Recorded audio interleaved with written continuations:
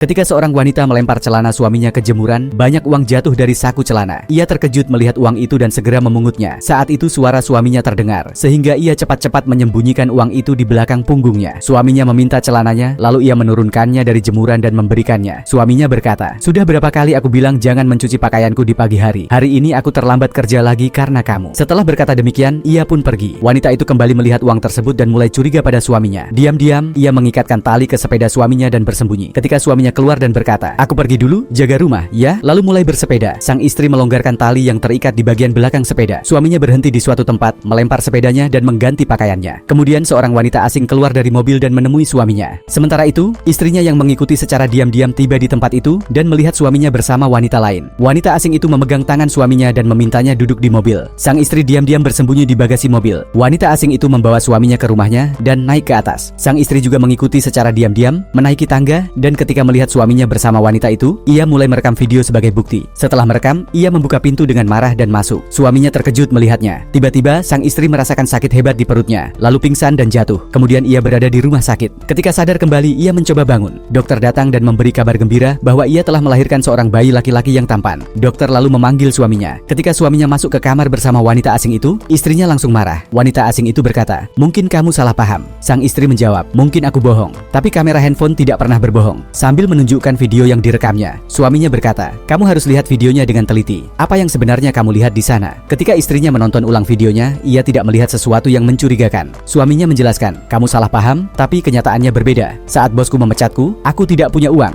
Persalinanmu sudah dekat dan aku butuh uang untuk biaya rumah sakit." Mendengar itu, sang istri merasa malu. Wanita asing itu menunjukkan bagian tulang di bawah lehernya dan berkata, "Aku mengalami kecelakaan mobil. Setiap kali merasa sakit, aku memanggil suamimu untuk memijat. Itu membuatku merasa lebih baik." Sang istri meminta maaf kepada suaminya dan berkata, "Saat aku melihat begitu banyak uang di celanamu, aku mulai curiga." Wanita asing itu menambahkan, "Aku yang memberikan uang itu kepada suamimu untuk biaya persalinanmu." Ia lalu mengeluarkan lebih banyak uang dari tasnya dan memberikannya kepada sang istri.